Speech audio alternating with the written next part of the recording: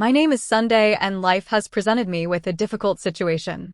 When I was only 9 years old, Dad was ill for a while.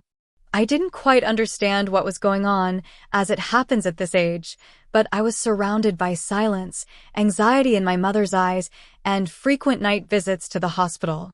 Dad was always so strong, so confident, and I couldn't imagine that anything serious could happen to him. However, one day it was impossible not to accept this. He left forever. The next day, his footsteps, his loud voice, his jokes with which he always dispersed the evening shadows were not in the house. There was only an empty place at the table, the place where he always sat, where his bowl with a spoon stood as a permanent attribute of our little world. Mom didn't tell me anything that day. She was crying silently in the kitchen, and I couldn't figure out what exactly was wrong. Time passed, but I had to get used to life without him. A few months later, Mom brought Frank home. It was unexpected. We met the day he moved in, and I remember my mom saying to me, "This is Frank, Sandy. This is my friend." I didn't quite understand what it meant to be a friend at the time. He just appeared in our house as if the place that Dad used to occupy was reserved for him. He was an adult and a stranger, and immediately there was that cold, dense barrier between us that was not easy to overcome. I saw how his gaze was cold, as if he didn't want to be here, didn't want to get into our house, into our world.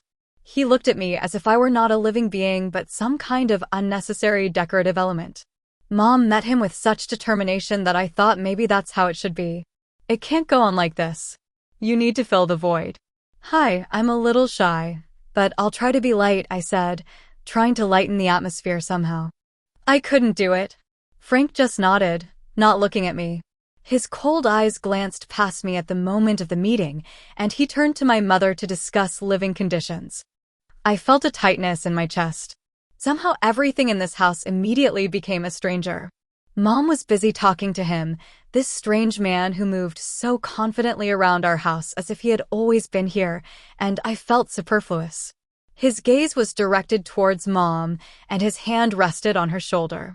At that moment, something contracted inside me, and it became difficult for me to breathe.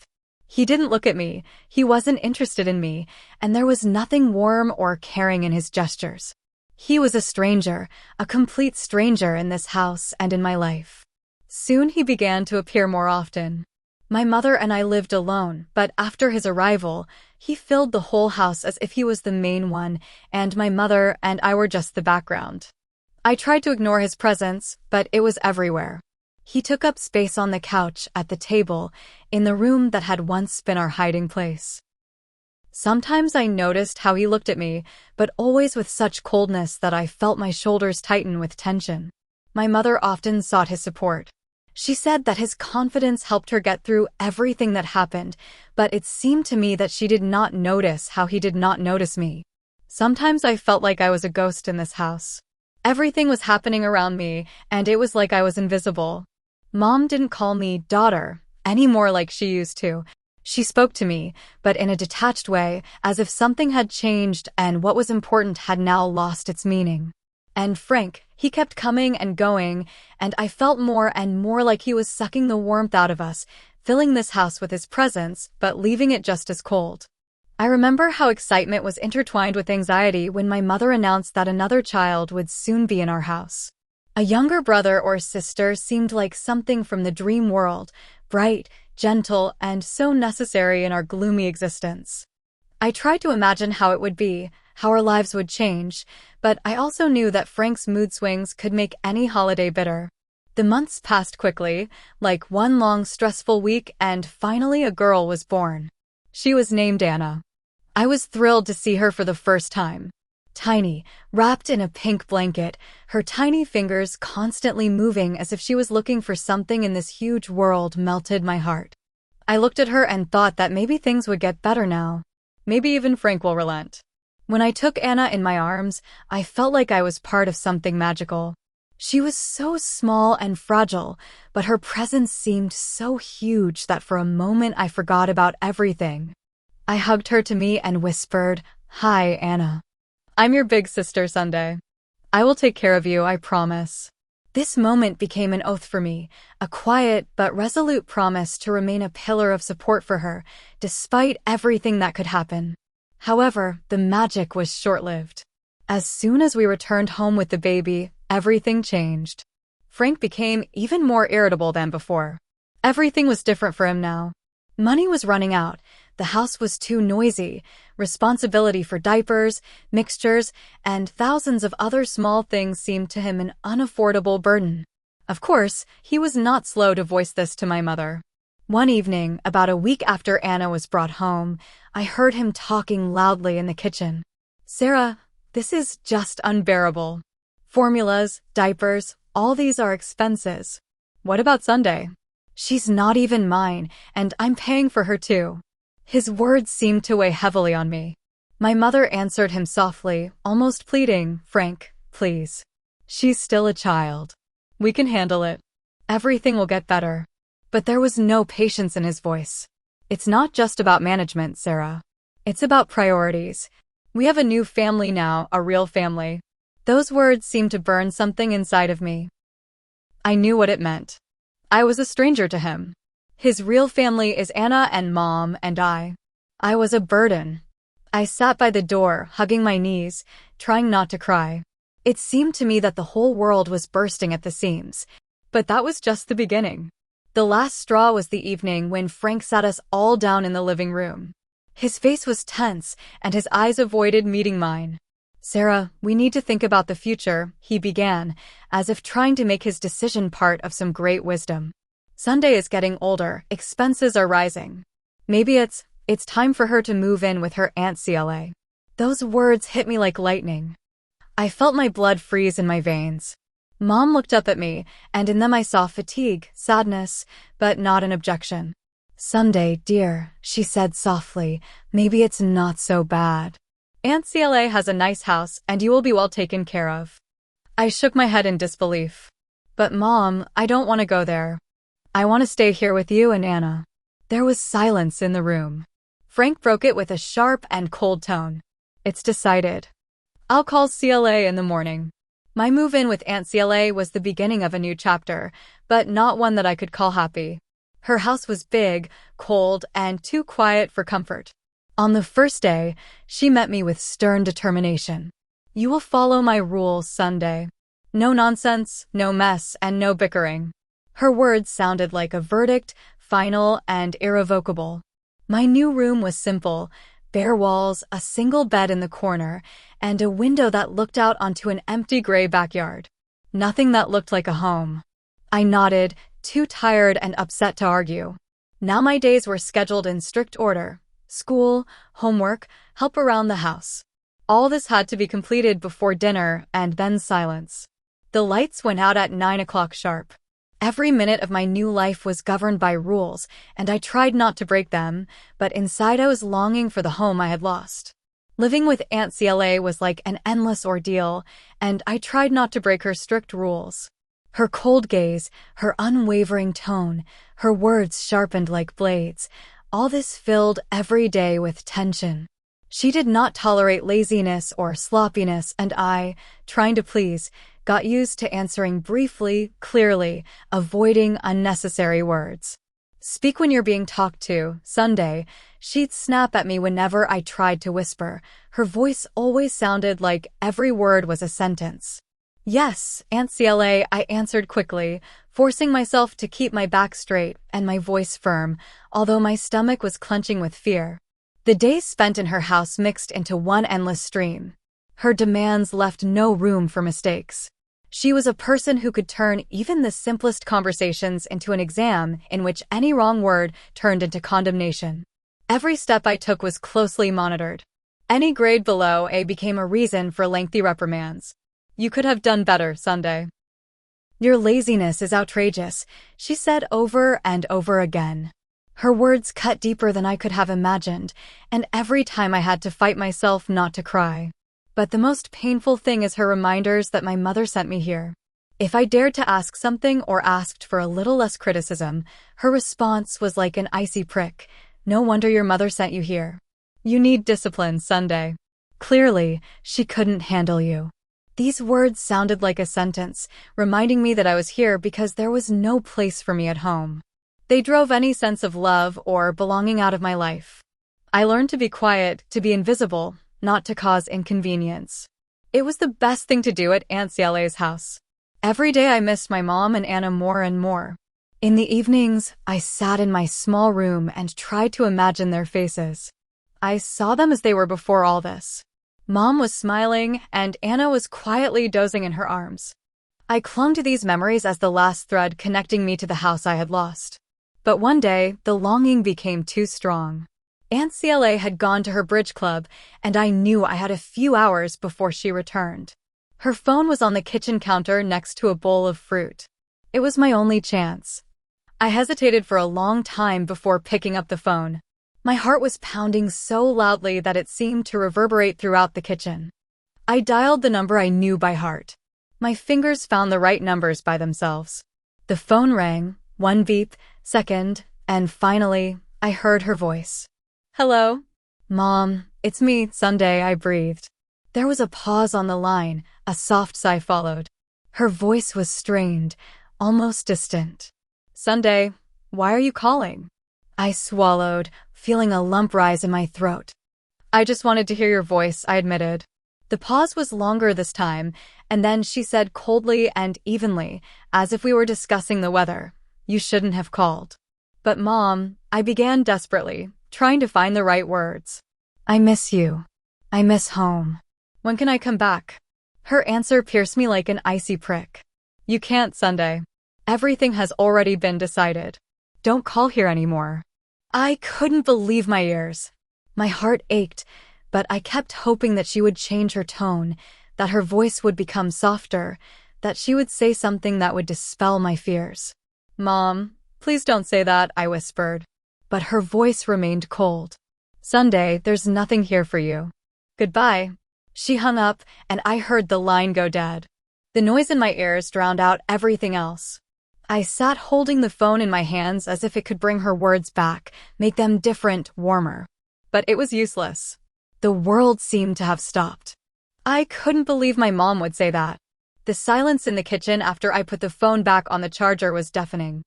I felt my hands tremble, my fingers still felt the cold plastic. The finality in my mother's voice, her sharpness, her refusal, all this broke something inside me. Tears blurred my eyes as I stumbled back to my room. I quietly closed the door behind me, trying not to make a single sound that could betray my despair. Sinking to the floor, I leaned back against the bed and hugged my knees, allowing myself to burst into tears. The room seemed even smaller than before. The walls pressed down on me, squeezing the space into a box from which it was impossible to get out. My mother's voice, her last words, cold and distant, echoed in my head, "There is nothing here for you." I couldn't understand how she could say that, how she could just cut me out of her life. An hour later, I heard the front door open and close. Aunt Cela's voice came from the hallway, sharp as ever. "Sunday, you better finish your chores."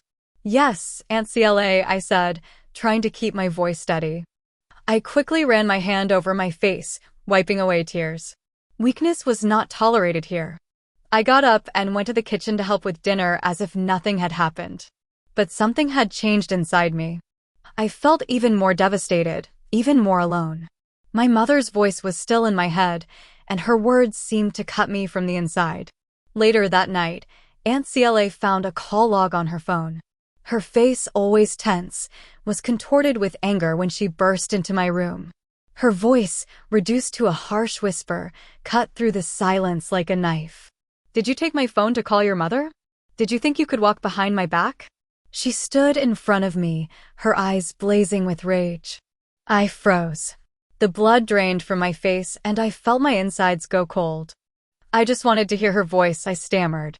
Her laugh was harsh, raspy, as if she was enjoying my humiliation. "And what did it give you?" "She doesn't want you, Sunday. Even you can't deny it now." Her words were like ice arrows, piercing me to the bone. She came closer and grabbed my hand. Her grip was tight, painful. "No more phones, no more complaints.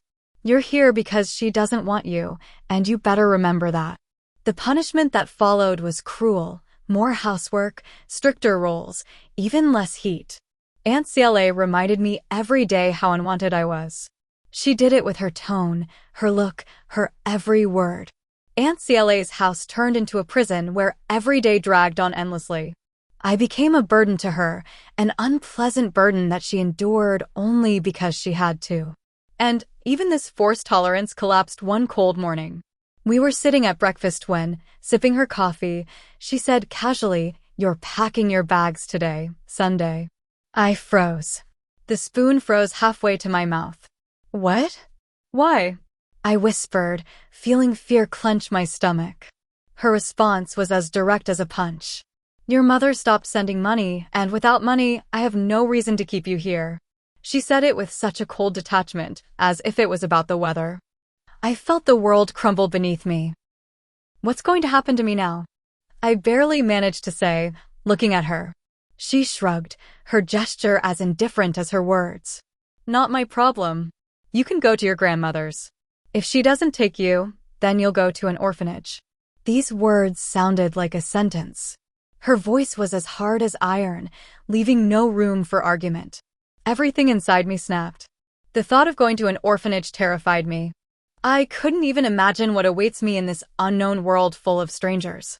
However, the mention of my grandmother, whom I barely remembered, caused a faint spark of hope in me. Perhaps she will accept me. Maybe I can find what I've lost in her house. Packing my things was a strange and almost surreal process. With every item I put in my bag, it felt like I was peeling off a layer of my life, leaving it behind at Aunt CLA's house. The year I spent with her was a time of pain and constant feeling of being unnecessary. And now, as I loaded my modest belongings into the car, I felt like the stage was finally coming to an end. The trip to my grandmother was held in oppressive silence. The car was moving quietly except for the steady hum of the engine. When we arrived at her house, my heart began to beat faster. The house turned out to be modest, much smaller than Aunt CLA's majestic but cold dwelling. Grandma herself was standing on the porch. Her face was hard to read. No joy, no anger, just a tired, slightly wary expression. "This is Sunday, your granddaughter," Aunt CLA began, her voice sounding indifferent. "I can't hold her anymore. Sarah stopped paying." Grandma looked at me intently but without hostility. "I see. Come in, Sunday," she said shortly. Aunt CLA didn't linger. A brief nod, a toss of my things into the hallway, and she was gone, getting rid of her debt as easily as she got rid of me. It was warm at Grandma's house. The air was filled with the scent of cinnamon and something sweet. This feeling of homeliness was in stark contrast to the sterility and coldness of Aunt CLA's house. Grandma took me to the guest room, which was small but cozy, with a window overlooking the garden. "You'll be here. We need to discuss how to arrange things further," she said, her voice restrained, but there was a note of kindness in it. "Thank you, Grandma," I replied quietly, not entirely sure of her acceptance. She nodded and added, "We're a family, Sunday. You belong here more than anywhere else." These words were like a balm for my wounded soul. Over the next few weeks, I began to get used to living with my grandmother. She was strict, but her strictness was not offensive. There was no venom in her words, and even when she reprimanded, her tone was gentle. "Everyone has to do their part, Sunday. We support each other here," she would remind me if I forgot about my duties. "Yes, grandmother," I replied, feeling grateful for her justice. Living with my grandmother began to heal me. Quiet routine, simple joys, evening conversations over tea, all this has become something new for me, but incredibly valuable. I started to feel safe, and I haven't felt this feeling in a very long time. Time passed, and on my 16th birthday, my grandmother gave me a gift that changed everything. We were sitting at breakfast when she handed me an envelope. "Open up, Sunday," she said, her voice sounding both serious and warm. I carefully opened the envelope and took out some official documents. "What is it?" I asked, feeling my heart begin to pound. "These are the adoption papers," Grandma replied, her eyes looking at me intently. "I want to adopt you, Make everything official so that no one will ever make you feel unnecessary again. I felt a lump rise in my throat. Those words turned my world upside down. Grandma, are you serious? I whispered. Yes, Sunday. You're not just staying here. You're my family, and it's time to make it clear to everyone, she said. Her voice was firm, but there was such love in it that I almost forgot how to breathe. After a few weeks, everything was ready. We filed the documents in court, and I officially became Sandy Bennett. It wasn't just a new stage in my life. It was the birth of a new sense of belonging that I had been craving for so long. Since then, I have never felt lonely again. Grandma became my real family, and her support filled my life with the light that I missed so much. I began to look to the future with a hope that I had never felt before. My grandmother, as always, was my mainstay, inspiring me to focus on my studies, especially on natural sciences, which I admired since childhood. You have a sharp mind, Sunday, she said one evening when I was working on a school project. You could go into medicine. How do you like that idea? I froze, looking at her as if she had just opened the door to a world I had never dared to dream of. I would really like to, Grandma, I replied, feeling a new meaning emerging in me. And she kept her word. Grandma was there for me throughout my school years. She helped me with math and in science, using her old, rigorous, but surprisingly effective methods. The basics, Sunday, she would repeat when I was racking my brain over difficult tasks. You can't build anything without them. With her help, I graduated from school with the highest grades, which was our common victory. But there was a new challenge ahead, college admission. My grandmother helped me deal with all the difficulties of applying, supporting me at every step. When I received the letter of admission to the medical college with a partial scholarship, her joy was boundless. We'll handle the finances, she said when I started worrying about expenses.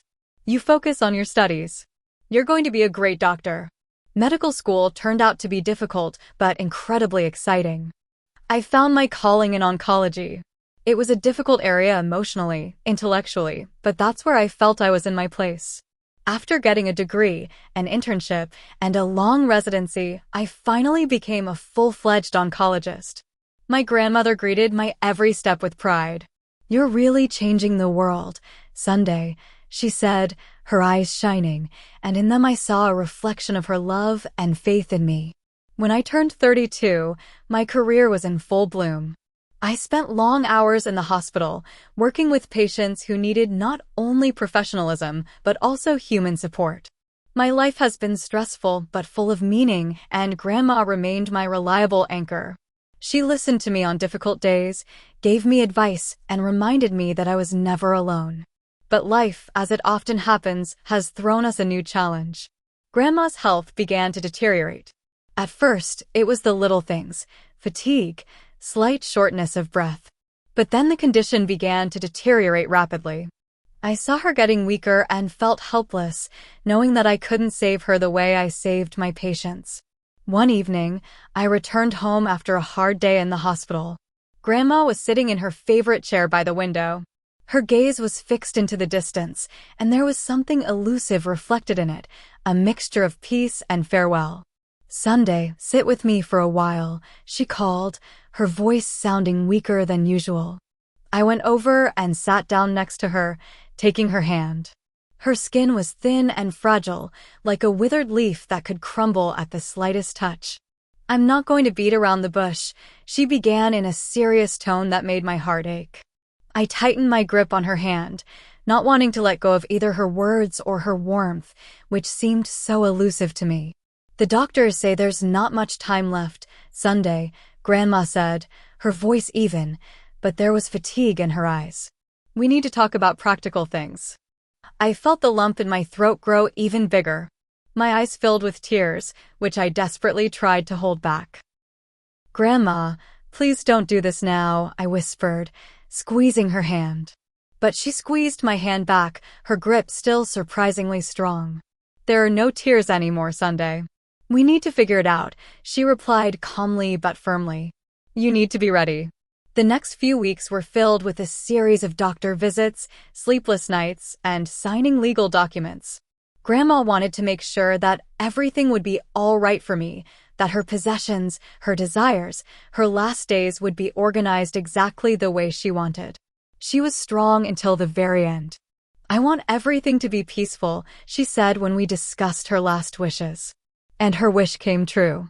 Grandma passed away in her sleep at home, surrounded by the silence and warmth that she always brought to this house. But the emptiness left by her departure was unbearable. I walked around her empty house, and the silence seemed too heavy.